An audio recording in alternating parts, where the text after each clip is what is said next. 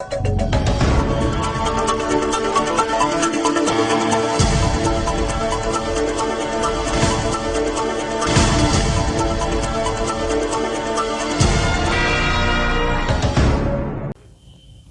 है आपका India live 24। मैं हूं आपके साथ मधु सिन्हा। हाजिर हूं तमाम छोटी बड़ी खबरों के साथ।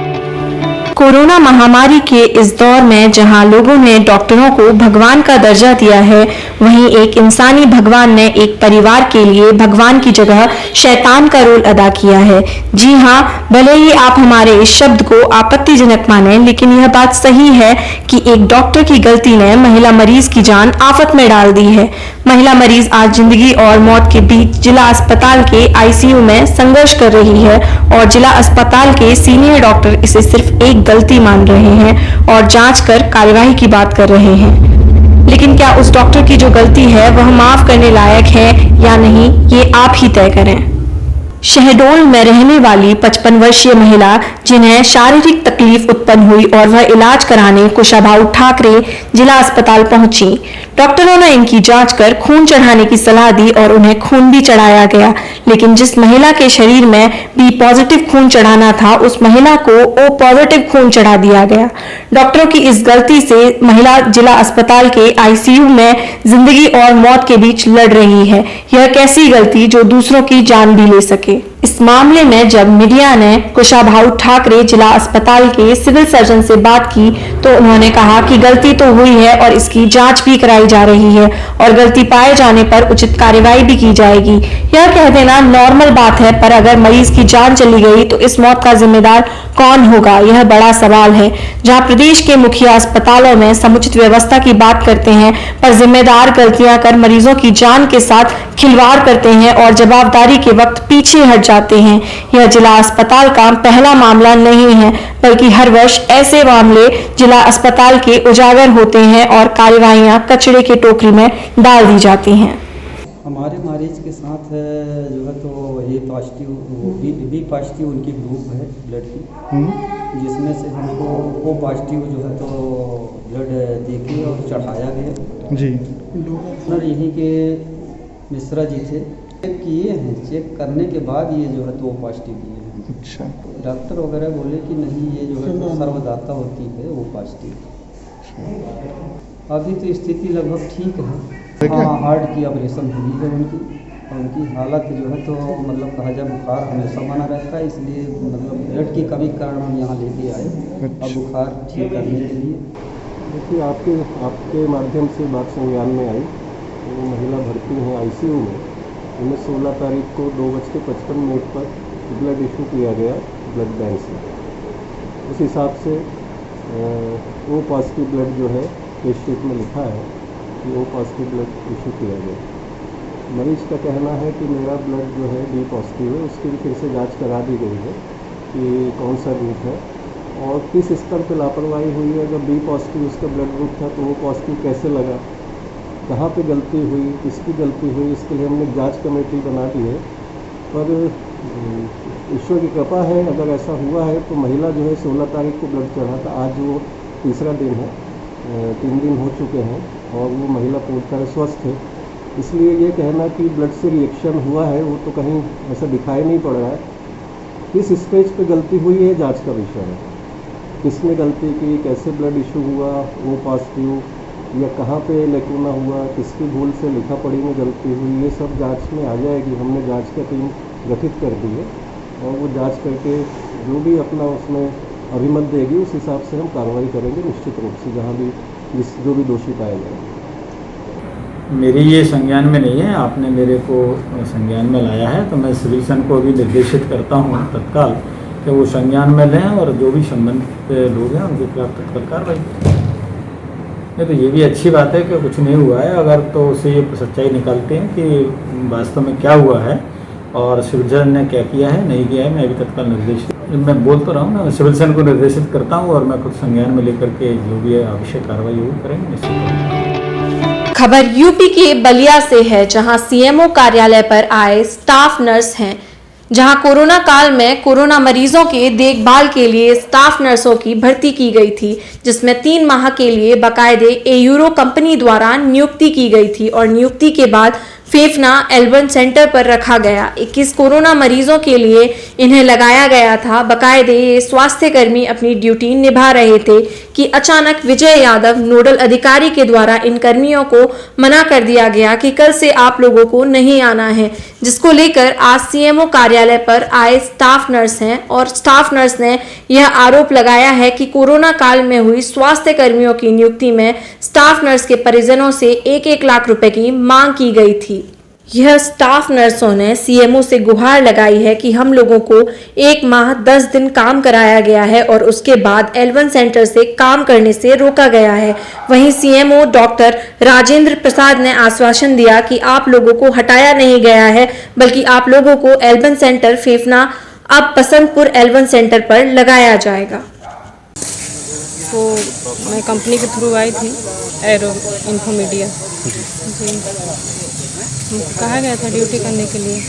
हमने 1 महीने 12 दिन ड्यूटी किया। उसके बाद कल डेट 21 तारीख हमको बताया गया कि आज से आपकी रजिस्टर पे साइन नहीं होगी। स्टाफ नर्स पेशेंट का देखभाल करना, इंजेक्शन लगाना, दवा देना 21 पेशेंट को जी। हमको फार्मासिस्ट कहे थे, हमारे फार्मासिस्ट हैं अरुण, वो बताए थे कि विजय यादव सर ने मना किया है कि रजिस्टर पे साइन नहीं होगी, आज के बाद आप लोग की ड्यूटी ख़त्म, आप लोग घर जाइए। विजय यादव वहाँ के नोडल अधिकारी हैं। सर ने बोला है कि 3-4 दिन में आप लोगों को फिर से बुलाया जाएगा और L1 से L2 पे रखा जाएगा, आप लोग को हटाया नहीं जा रहा है। आपको ऐसा बोला है सर ने, बोला है कि 3-4 दिन के अंदर आपको फिर आना है और आप लोग से मतलब L1 से L2 पर रखना है आप लोगों को, के लिए नहीं बोला है हटाया नहीं गया है। आप लोग को फिर से मोबाइल पे फ़ोन करना कर यहाँ से जाएगा। आप लोग L2 1 महीने 12 दिन, अभी नहीं, 1 दिन की सैलरी नहीं है। बोला गया है कि साइन यहाँ पे कल से नहीं करना है।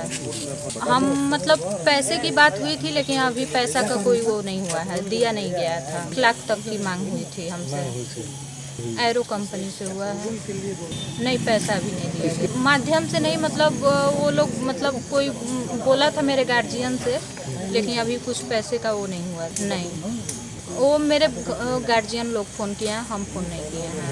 नहीं, हम लोग 1 महीना 12 दिन किए हैं ड्यूटी यहाँ पे, और पैसा भी वो नहीं आया है हम लोग का, नहीं सैलरी नहीं आई है। सीएमओ के पास हम गए थे, सीएमओ भी बोले हैं कि आप लोगों को L2 में रखा जाएगा, और पैसे की भी बात बोले हैं कि मतलब कब तक सैलरी आएगी, तो बोले हैं कि अभी आएगा, लेकिन कब तक आएगा ये नहीं बताए हैं सर। ये प्रकरण ये है कि हम लोग फेफना L1 पे ड्यूटी कर रहे थे और जैसे तैसे फ़ोन आया कि ऐसा है कि यहाँ से आप लोग अटेंडेंस नहीं लगाएंगे और आप लोग निकल जाइए यहाँ से, ठीक है, यही मामला है। वहाँ 14 स्टाफ हैं, 6 स्टाफ नर्स हैं, 6 वार्ड बॉय हैं और 2 स्वीपर हैं। एरो कंपनी ने नियुक्ति हम लोग की 9 तारीख को हुआ था। कंडीशन पे ये हुआ था कि 3 महीने के लिए हम लोग की नियुक्ति हो रही है और 1 महीना 12 दिन पे निकाल दिया गया। और कंडीशन नहीं है उसमें, यहाँ से दूसरे जगह रखने की बात, यहाँ से दूसरे जगह रखने की बात हुई है, निकालने वाली बात नहीं हुई है। हाँ, रहेगा तब तक ये चलेगा, नहीं सौंप कहा हुआ है, वही तो बात है, पैसा नहीं दिया। ओडिशा पूरे राज्य में युद्ध के आधार पर वैक्सीन कार्यक्रम चलाया जा रहा है। राज्य सरकार ने 45 वर्ष से अधिक या 18 वर्ष से अधिक आयु के किसी भी व्यक्ति को मुफ्त टीका प्रदान किया है। महिलाओं, पुरुषों और युवाओं को टीका लगाया जा रहा है। गजपति जिला प्रशासन ने अधिक व्यवस्थित और विशेष तरीके से किन्नरों को पहली खुराक दी है। किन्नर संगठन ने सरकार और प्रशासन का आभार जताया। गजपति जिले के उपमंडल परलाखे मुंडी में गांधी उच्च प्राथमिक विद्यालय है। पुलिस और स्वास्थ्य कर्मियों की मौजूदगी में 18 से 45 साल की उम्र के महिलाओं और पुरुषों दोनों का टीकाकरण किया जाता है। हालांकि दुनिया के कुछ हिस्सों में किन्नर हमेशा असामाजिक भावनाओं के शिकार रहे हैं और सरकार उन पर नकेल कसने में धीमी रही है। अब भी गजपति जिले में लोग उत्पीड़न का भय सता रहा है और परिजन टीकाकरण के लिए पंजीकरण कराने के लिए टीकाकरण केंद्र नहीं जा रहे हैं। हालांकि परलाखे मुंडी के मधु और जैस्मिन किन्नर के मामले के समाधान के लिए जिला प्रशासन को पत्र लिखा है। स्वास्थ्य विभाग की जन स्वास्थ्य विस्तार अधिकारी ममता पाड़ी को जिला प्रशासन ने घटना के बारे में जानने का काम सौंपा था। ममता किन्नर घर घर जाकर पंजीयन कराती थी और उसी समय ऑनलाइन स्लॉट बुक करती थी। गांधी स्कूल में आज विशेष टीकाकरण सहित किन्नरों के लिए टीकाकरण प्रदान किया गया। यदि आपको टीका लगाया गया है तो क्या देखना चाहिए और क्या खाना चाहिए, इस पर भी परामर्श दिया गया। किन्नर ने राज्य सरकार और मुख्यमंत्री नवीन पटनायक को धन्यवाद दिया और कहा कि दूसरी खुराक देना फायदेमंद होगा जैसे कि पहली खुराक। वहीं ममता ने कहा कि 84 दिन में दूसरी खुराक लेंगी और वैक्सीन की व्यवस्था की जाएगी। चूंकि वैक्सीन का उपयोग नहीं किया जा सकता था, इसलिए किन्नरों के लिए विशेष व्यवस्था की गई थी। बहुत धन्यवाद जनबी आमर राज्य सरकार को आम को एत प्रोत्साहित करके आमको बहुत सुंदर भाव में बुझे। आम सीडीएम सार आमको बहुत साहाय्य कर डीएसएस सेक्शन कल्याण दास मैडम आमको बहुत सपोर्ट कर।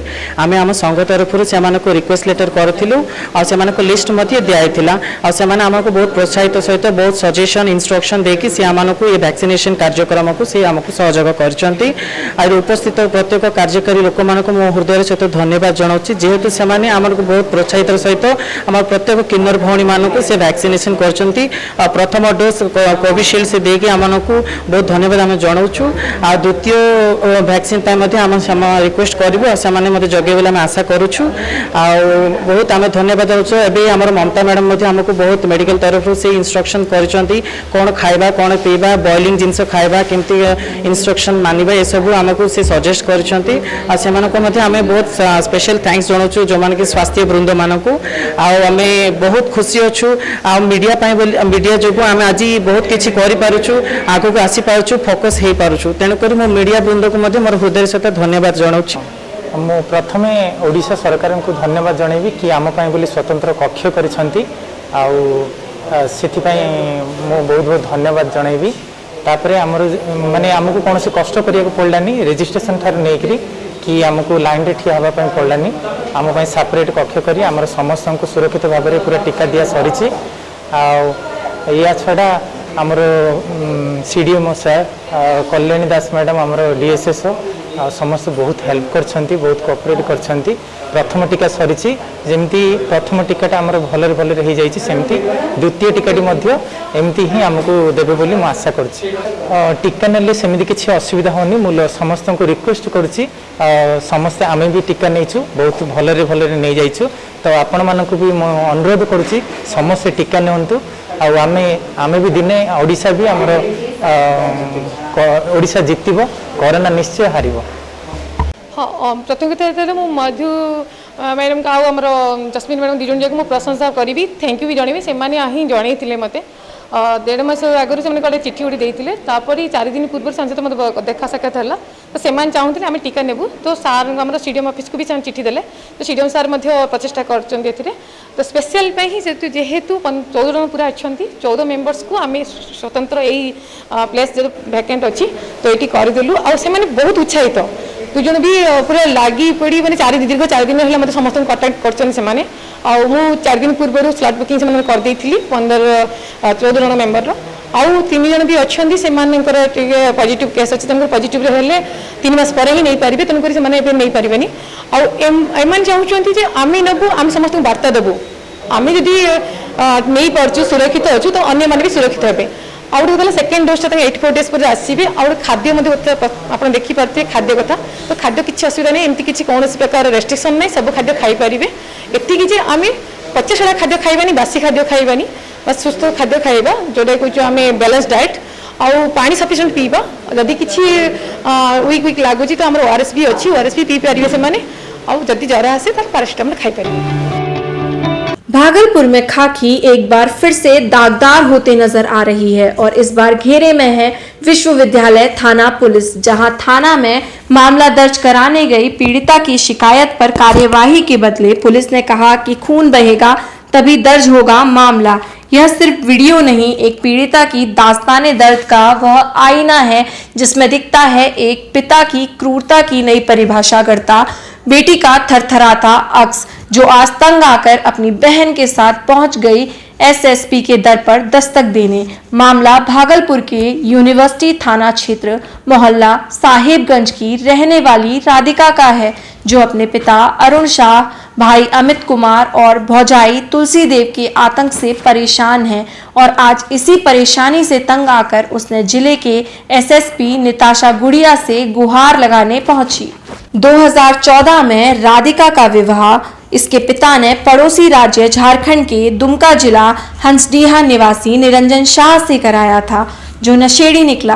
बात बात पर पत्नी की बर्बरता से पिटाई और गाली गलौज मानो उसकी दिनचर्या थी। इस नियति से और लंबा साक्षात्कार करते रहना जब पीड़िता सहने में सक्षम नहीं रही तो वह अपने 2 बच्चों संग मैके चली आई और जब तक मां का साया रहा सब ठीक ठाक रहा, लेकिन उसके गुजरते ही पिता एकदम से क्रूर हो उठा और ऐसी बदसलूकी करने लगा जिसे देख सुनकर भी शर्मसार हो उठे। बहरहाल पीड़ा जब हदें पार कर गई तो वह शिकायत लेकर थाने पहुंची, जहां ड्यूटी पर तैनात अधिकारी ने यह कहकर उसे चलता कर दिया कि खून बहेगा तभी मामला दर्ज करेंगे।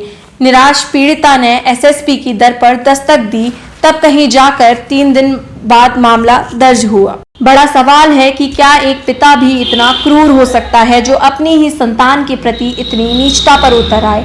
हालांकि जिले के पुलिस कप्तान के आदेश पर मामला कागजों पर उतर आया है, लेकिन दर्ज शिकायत में पीड़िता के खून का एक कतरा भी नजर नहीं आ रहा, जिसके इंतजार में थाने के अधिकारी भी बैठे रहे।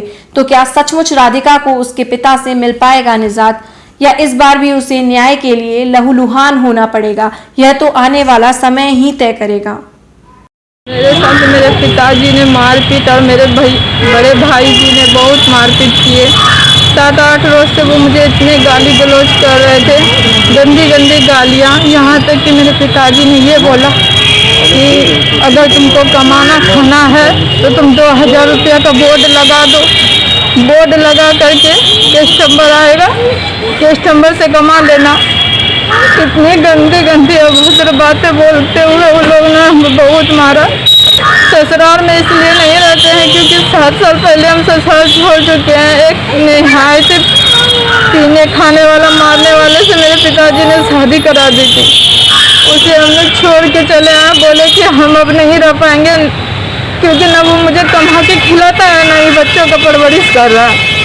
इस कारण से हम 7 साल पहले ये छोड़ दिए हैं। शादी 2009 में हुई थी। गार्जियन की मर्जी से बाकायदा हमें न लड़का दिखाया गया था, न लड़का को लड़की देखा था। जो पसंद किए मेरे पिताजी पसंद किए थे। मेरे ससुराल जिला दुमका का है हंसडीहा। थाना गए थे, थाना में मैंने 3 दिन दौड़ा थाना ने, लेकिन मेरी शिकायत दर्ज नहीं की। थानेदार बोल रहे हैं कि आप लिख दो हम करेंगे, और जब जा रहे हैं तब वो हमको टाल रहे हैं, गंदे अभद्र वर्ड बोल रहे हैं। जी हाँ, थानादार ने बोला। मेरी सिस्टर गई, उसके साथ भी बदतमीजी किया थानादार ने। बस हम कुछ नहीं बोले थे। मेरे पिताजी मेरे इतने दिन से थोड़ा बहुत जो खर्च दे रहे थे, मैंने थोड़ी सी खर्च अपनी छोटी बहन और बड़ी बहन से ले करके अपने बच्चों का पालन पोषण कर रही थी। पिताजी बोले अब हम आपको 1 रुपया नहीं देंगे, तुमको जो करना है करो। फिर हमने बोला ठीक है, आप हमको 1 रुपया नहीं दीजिएगा तो हम कमा के ही खाना पड़ेगा, क्योंकि हम रहते तो कहीं भी रह जाते, लेकिन मेरे साथ 2 छोटे बच्चे हैं। पापा जी मेरे दुकान में जितना भी मिठाई है, लड्डू है, सिंगारा का पट्टी है, समोसा सब बनवाते थे, उनके काम करते थे, तब वो मुझे खाना और मेरे बच्चे का परवरिश करते थे उनके बदले में। और जब मैंने उसने बोला कि आप हमसे तुम्हारा खर्च नहीं उठेगा, 1 रुपया भी नहीं देंगे, तब हमने बोला ठीक है, हम अपने से कमा के सक्षम है कमा के बच्चे को पोसने के लिए। तब हमने थोड़ा सा दुकान पे ही प्याज आलू लेकर के बैठ गया बेचने के लिए। मेरे पापा जी के ही दुकान है साहेबगंज चौक, अरुण मिष्ठान भंडार, विश्वविद्यालय थाना।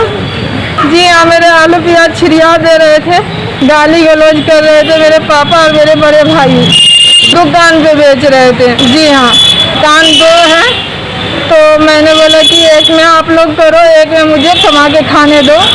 तो उसने बोला न तुम्हें यहाँ रहने देंगे न खाने देंगे, तुम्हारा एक एक सामान फेंकेंगे। घर से सामान फेंकने की धमकी मिली और दुकान से आलू प्याज फेंक दिए। मैं यहाँ एसएसपी के पास आई हूँ क्योंकि मेरे थाना में शिकायत दर्ज नहीं हो रही है। 2 दिन से मैं दौड़ रही हूँ, मार खाई थी। उस दिन भी गई, थाना ने सीधा बोला कि यहाँ खून जब तक नहीं बहेगा तब तक केस दर्ज नहीं होगा। खून बहा के अब थाना अधिकारी थे कौन थे नहीं पता। जी हाँ। पिथान थाना पुलिस ने सोमवार को एक दहेज प्रताड़ना के मामले में आरोपी पति के खिलाफ कड़ी कार्रवाई की। पिथान थाना के एसआई अमानुल्लाह खान ने गुप्त सूचना के आधार पर कुआ गांव से आरोपी पति डॉक्टर अजीत कुमार को गिरफ्तार कर न्यायिक हिरासत में जेल भेज दिया। पिथान थाना अध्यक्ष मोहम्मद खुशबुद्दीन ने बताया कि पुशो गांव निवासी रामचंद्र महतो की पुत्री अनरिका भारती की शादी 2 वर्ष पूर्व में डॉक्टर अजीत कुमार के संग हुई थी। शादी के बाद ससुराल पहुंचते ही ससुराल पक्ष के लोगों ने उस पर और अधिक दहेज की मांग को लेकर प्रताड़ित करना शुरू कर दिया। पीड़िता को मायके भेज डॉक्टर अजीत कुमार ने दूसरी शादी कर ली।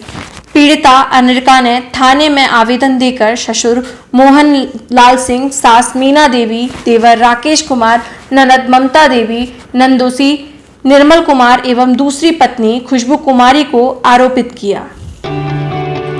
राम परिसर मंदिर के अंदर स्थापित बेंचिंग प्लांट 3 का हुआ शुभारंभ।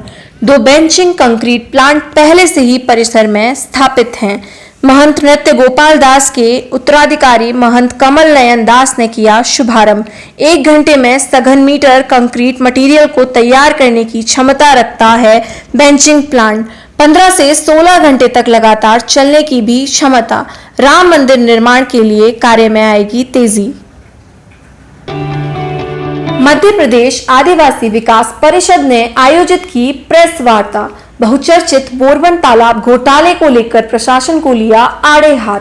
बोरबन तालाब में हुए 42 लाख के भ्रष्टाचार मामले में एफआईआर होने के बाद 9 व्यक्तियों के खिलाफ अपराध पंजीबद्ध किया गया, जिसमें से 5 आरोपी पुलिस की गिरफ्त में हैं, लेकिन पूर्व एसडीएम विशा माधवानी अब तक फरार हैं, जिसको लेकर मध्य प्रदेश आदिवासी विकास परिषद के प्रदेश सदस्य रविंद्र मसाने ने प्रेस वार्ता में पुलिस विभाग की कार्यप्रणाली पर प्रश्न चिन्ह लगाया है। रविंद्र मसाने ने आरोप लगाते हुए बताया कि पुलिस द्वारा 5 आरोपियों को दबोच लिया गया, लेकिन शासकीय अधिकारी माधवानी सहित अन्य 2 अपराधी फरार हैं। वहीं प्रशासन ने अब तक माधवानी को अपने पद से नहीं हटाया है, जो कि संदेहास्पद है। अगर कोई दूसरा आरोपी होता तो अब तक पुलिस जमीन आसमान एक कर देती, लेकिन माधवानी एक शासकीय सेवक है जो कि जांच में दखल दे सकती है। वहीं मसाने ने यह भी बताया कि नेपा नगर में पत्रकारों को पुलिस अधीक्षक महोदय द्वारा कहा गया था कि पूर्व एसडीएम सहित 8 अन्य अपराधियों पर एंटी करप्शन एक्ट की धारा बढ़ाई जाएगी, लेकिन अब तक कोई भी धारा नहीं बढ़ी।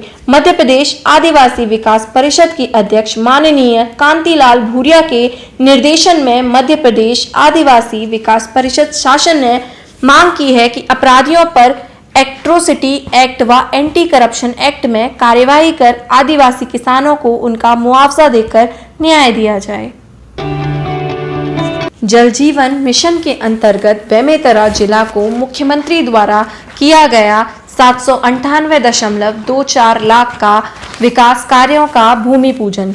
जिला पंचायत परिसर में दोपहर 12 बजे से वर्चुअल कार्यक्रम हुआ, जिसमें प्रदेश के मुख्यमंत्री भूपेश बघेल मंगलवार को राजधानी रायपुर स्थित मुख्यमंत्री निवास कार्यालय से वीडियो कॉन्फ्रेंसिंग के द्वारा जल जीवन मिशन अंतर्गत बेमेतरा जिले के राशि 798.24 लाख के 09 नल जल योजनाओं के कार्यों का भूमि पूजन किया। जिला पंचायत बेमेतरा के परिसर में वर्चुअल कार्यक्रम आयोजित किया गया। मुख्यमंत्री भूपेश बघेल द्वारा 12 बजे वीडियो कॉन्फ्रेंसिंग के माध्यम से जुड़ बेमेतरा जिले को विकास कार्यों की सौगात दी गई। मुख्यमंत्री बघेल जल जीवन मिशन अंतर्गत विधानसभा क्षेत्र बेमेतरा अंतर्गत 1.11 करोड़ के एक कार्य, नवागढ़ विधानसभा अंतर्गत 2.69 करोड़ 3 कार्य और साजा विधानसभा क्षेत्र अंतर्गत 4.29 करोड़ 5 कार्य कुल 9 कार्यों का वीडियो कॉन्फ्रेंसिंग के जरिए भूमि पूजन किए।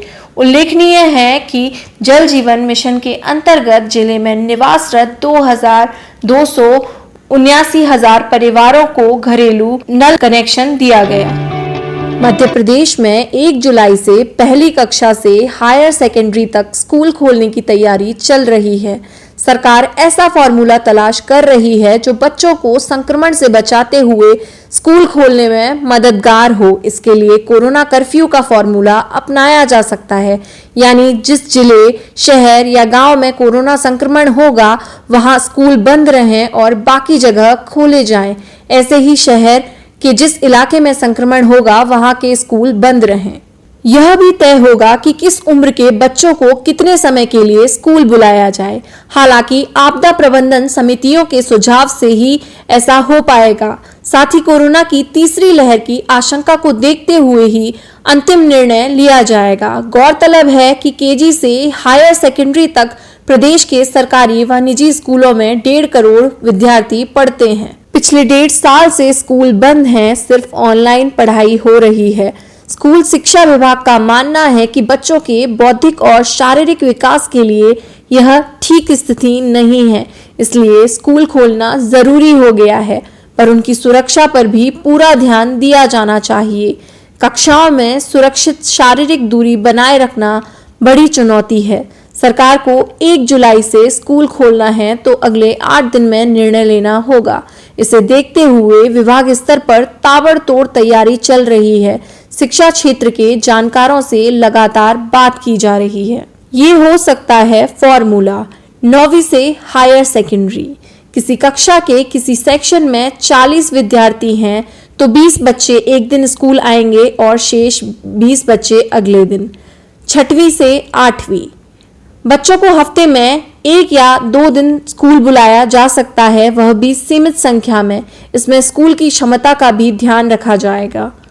1ली से 5वीं फिलहाल ऑनलाइन ही पढ़ाया जा सकता है। केजी और नर्सरी बच्चों को फिलहाल नहीं बुलाया जाएगा।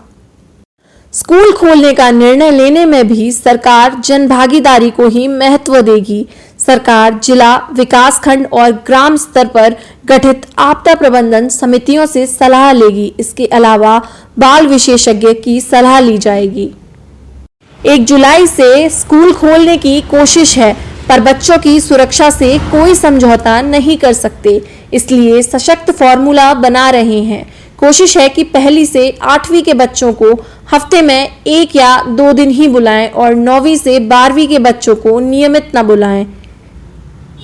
आज के बुलेटिन में बस इतना ही। अपना ख्याल रखिए और देखते रहिए इंडिया लाइव 24।